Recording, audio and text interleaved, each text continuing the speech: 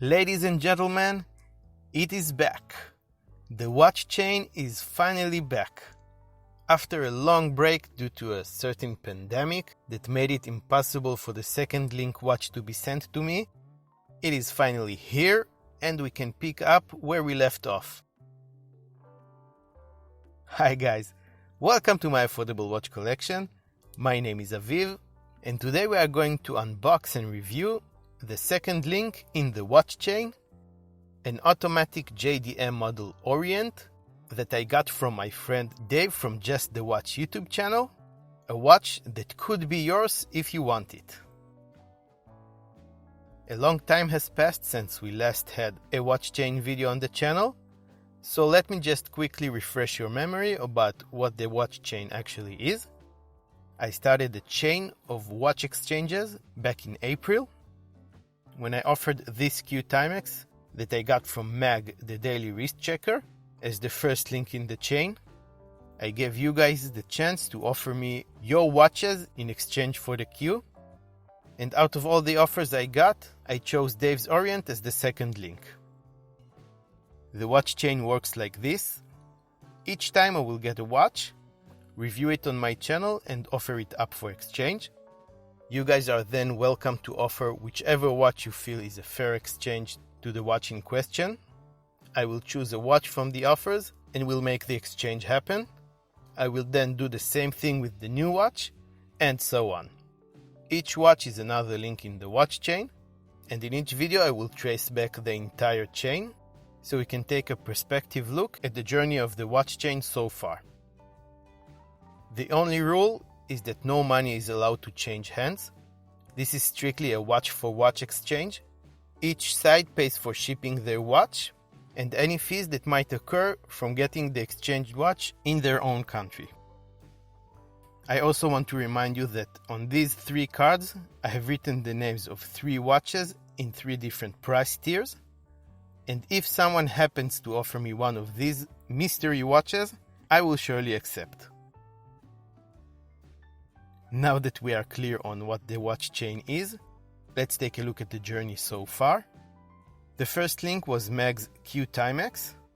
You can follow Meg on Instagram at the Daily Wrist Checker. And the second link is Dave's JDM Orient. I'll put a link in the description of this video for my review of the Q Timex, as well as to Dave's full review of the Orient. If you are by some weird chance not following Dave and not subscribed to his channel, I highly recommend that you go ahead and do that. Let's take a closer look at it so you can decide whether or not you want it in your own collection. So here is the cream-colored cardboard box the watch comes in. Dave also threw in the package this electric pink Q&Q quartz watch. I'm not sure why, but this will make a perfect first watch for my baby girl, who is now 9 months old. So thanks for that, Dave. I'll set it aside for the next 8 to 12 years. Dave also included 2 letters in the box, one for me, thanking me for the Q Timex and giving me some background on the Orient, and another letter to whoever gets the watch next. So if you're the one getting this watch next, you will also get a letter from me and a letter from Dave of Just the Watch, and that alone must be worth a couple of bucks at least. Okay, moving on. This is the watch's reference number, if you're interested.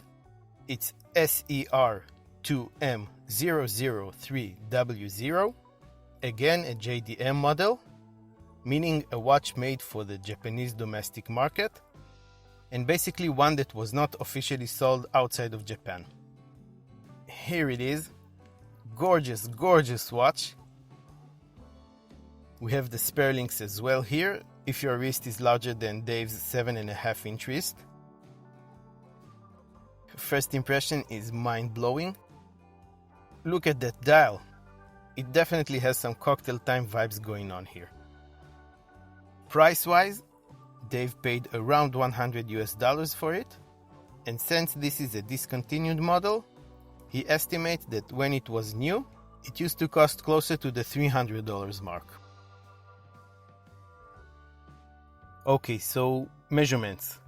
The width of the case is 40 millimeters, Its thickness is 11 millimeters, the distance between the lugs is 22 millimeters, and the bracelet tapers down to 19.5.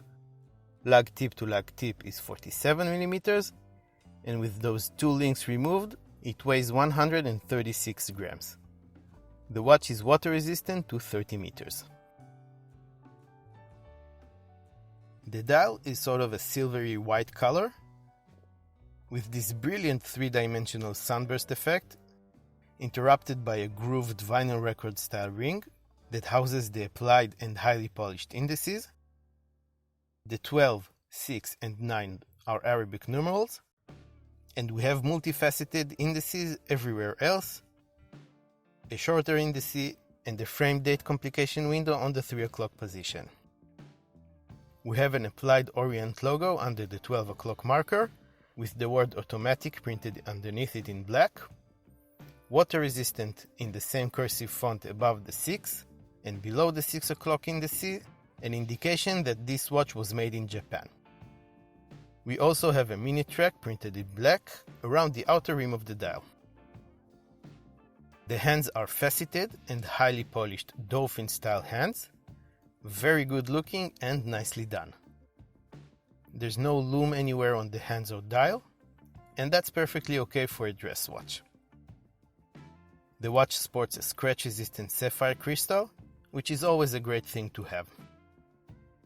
The case is made of stainless steel and has a polished finish on all of its surfaces, including the fixed bezel.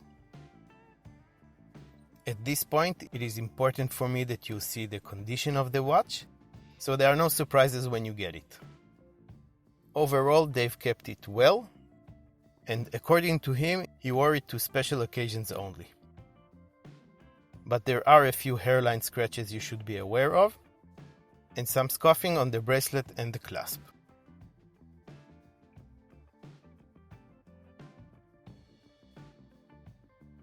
The bracelet is actually very nice. It is a 5-link bracelet with solid links and hollow end links. It is nice and heavy and has an alternating polished and brushed finishes, adding some interest. The clasp is milled and seems to be very high quality.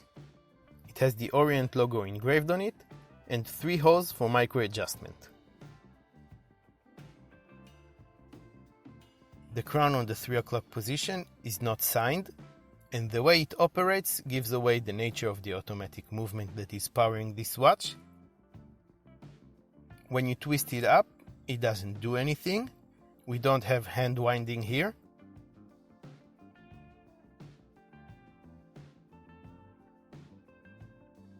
And when you put it all the way out to set the time, the seconds hand keeps sweeping, meaning we don't have hacking either. It does have a quick set date complication on the first operating position. Unfortunately, this is pretty much all the information I have in regards to the movement, so we'll have to do with just that. But according to Dev's testing, this specific watch does around plus 7 seconds per day, which is very acceptable. The case back screws into place and has the Orient logo etched in the middle and some of the watch's information as well. Water resistant, stainless steel, Orient Watch Co. Limited, the movement caliber, and made in Japan, T8, whatever that means. You can see that the case back is not in a new condition. Keep that in mind as well. Let's put it on my 7-inch wrist so you can get an idea of how it might look on your wrist. This is absolutely beautiful. I just love it. I love the combination of a 22mm bracelet on a 40mm case. It allows the lugs to stay relatively short and results in a shorter lug-to-lug distance. I think it just looks great, and together with the perfectly articulating bracelet links, it makes a very comfortable watch to wear. Let's quickly go over some pros and cons for your consideration. First of all, this is a beautiful watch. It has a beautiful dial that, together with the hands and indices, provide plenty of beautiful light play. It has a sapphire crystal and stainless steel construction, with a nice and very comfortable solid links bracelet with a milled clasp. It features an in-house automatic movement, which is also a point in its favor. And on top of it all, it is a rare, discontinued watch made for the Japanese market. That doesn't mean that you can't get it outside of Japan at all, only that it will be very hard to find. Oh, and it also belonged to YouTube legend Dave. There are a few cons to point out as well. First, this is not a new watch, and as such, it does have some scuffs and scratches. And the automatic movement, which I just pointed as a pro, is a dated one with no hacking or hand winding. We can point at the folded end links as a bit of a con as well. So this is the second link in the watch chain. This is one I would really hate to see go, but then again, I also really like the Q Timex. Anyway, if you want to own this watch, shoot me an offer for an exchange. I hope I managed to point out all the things you need to know.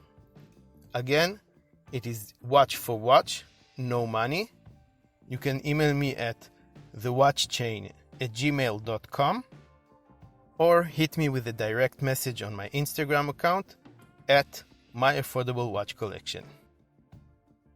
I want to thank Dave of Just the Watch for taking part in the WatchChain and for supporting my affordable watch collection.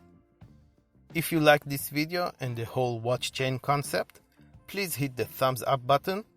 Subscribe to my channel as well if you haven't done so already. You can also follow me on Instagram and get to know me and my collection a little bit better, get all the news about the channel, track the WatchChain, and connect with me on a personal level.